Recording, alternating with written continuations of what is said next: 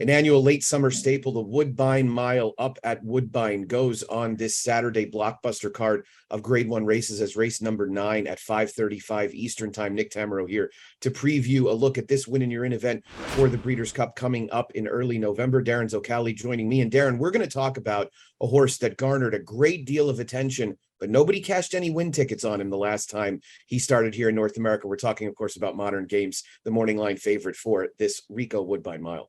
Yeah, much to the dismay of a lot of us who thought that he was the horse to beat in that particular race last year in the Breeders' Cup Juvenile Turf. Comes into this race off of probably one of the best running lines you can come into a race off of, being beaten less than 2 lengths by one of the best horses on the planet in Baid. He ran really well that day. He was 12-1 against the superstar over in Europe. I guess you can make the argument that he's not winning races like he was going into the Breeders' Cup last year, but he is facing just better horses than what he's seeing here, obviously led by Baid. If he comes close to duplicating that last effort, he's probably 3 to 5 lengths better than the rest of the field. And I got cute in the summer stakes, but in this particular spot, I'm not getting cute. Modern Games are strictly the horse to beat. I'm not going to try to beat him.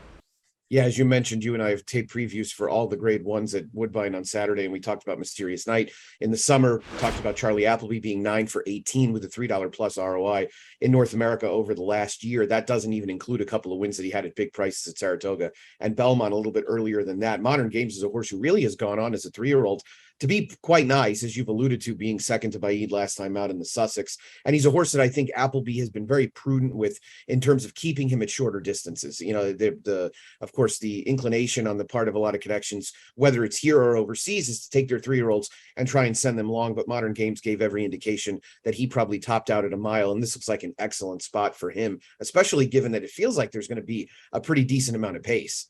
Oh yeah, there definitely is. I think with the presence on the outside of horses like Tom Cruise, with horses like Get Smokin', who really just has one dimension and it's go, and a horse like Get Smokin', who couldn't take advantage of the inner turf going a mile at Saratoga, was run down by Casa Creed from off the pace. It's really hard to endorse him in a spot like this, which is a bit of a trip that's much different than going around that inner turf course, the 2 turns at Saratoga, and have a hard time seeing him being able to hang on here in a race against what, in my opinion, is probably better top quality horses coming in from Europe, while having to do it on the lead and facing pressure. And I think all that's going to do is ensure a lively pace scenario. Get Smokin' here for Hall of Famer Mark Casse is running in lieu of Filo de Ariana, who has actually won 2 of the local preps for the Woodbine Mile. Let's talk about another European invader. That's Finest Sound for trainer Simon Crisford. Last time out, a good second in the Celebration Mile at Goodwood. Actually ended up finishing second behind stablemate Jadumi in that race, who came back and won the Boomerang Mile at Leopardstown last weekend. So that's a good running line as well. This feels like a horse that if there was no Modern Games, we'd probably be talking a lot more about his win chances. I definitely agree. Now, he was coming in against lesser competition, certainly, than Modern Games, running in listed stakes at Newbury versus what Modern Games been running against, the 2 completely different things. But this would have been the example of not a top flight European coming in and being competitive with the top flight North American runners, whereas Modern Games is a top flight European. So if these two, I look at it from this standpoint, if these two hooked up in Europe, Modern Games would be a substantial favorite against a horse like Finest Sound, I believe.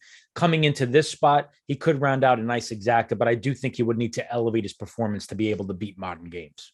Yeah, I think that wagering approach will travel overseas. I think Modern Games will be a pretty solid favorite, as you mentioned. Let's talk about ST-IVAR, who is a horse that's no stranger to North American racing fans. A winner back in 2020 of the Shadwell Turf Mile in advance of a 4th place finish in the Breeders' Cup Mile. Came back and actually finished 3rd in last year's Breeders' Cup Mile. It's clear there have been some issues with getting ST-IVAR to the races, but when he's shown up, he pretty much always fires his shot, which includes a race that's undoubtedly a stepping stone to Grade 1 glory, the J.B. Schuster Mile at Indiana Grand last time out. It was. And Paulo Lobo, the trainer, if you're somebody who pays close attention on a day-to-day basis to American racing, he doesn't get spoken about enough. And he's done a tremendous job with ST-IVAR, where he gets him to the races that he wants to get him to in the best possible shape that he can get him there.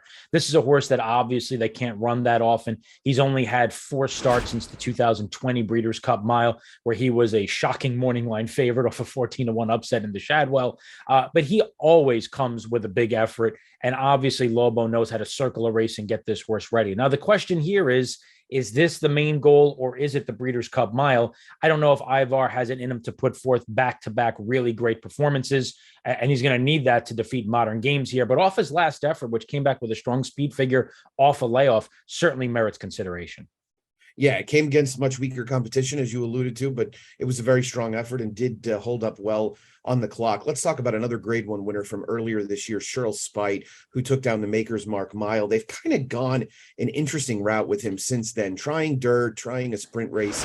He was badly pace compromised in the Connaught Cup last time out. Is this a horse who could potentially move forward with a pace setup? Yeah, I'm a tough guy to ask about this horse because ever since his Maker's Mark, I just have not thought that this is a true grade one type performer. I thought that was a weak edition of that particular race, and he's come back and run in some weird spots and hasn't really performed extremely well. But like you said, he was definitely pace compromised in the Connaught Cup and got a trip over the track to prep for this. I don't think he's good enough to beat Modern Games or Finest Sound. But that being said, would it shock me if he ran an okay third or fourth here? No, it wouldn't. Yeah, I think he's going to need a really well-timed ride to probably try and get the jump on the European Invader Modern Games. One last horse to touch on was the 2021 Woodbine Mile winner, Town Cruise, who admittedly is way off form coming into this race, probably no more than a pace factor, in my opinion. Yeah, you would think that if he was going to run well here, he would have performed better in the King Edward. That would have been his second race back off the layoff. He was pushing the pace there, and it was a quick pace, but offered very little in the stretch. I suppose he could take a step forward off that. Maybe it tightened him up a little bit. Third race back off the form cycle, you can make an argument that he can improve, but he is going to need to improve a lot to get back to the form that he was in when he won this race last year. It's probably going to take a lot of improvement to beat Modern Games in the Woodbine Mile, my pick, and Darin's as well. They're probably not going to do it. Yeah, I would say not. I think this is a race where you probably single him in the multi-race exotics and try to spice up the exotics underneath best you can.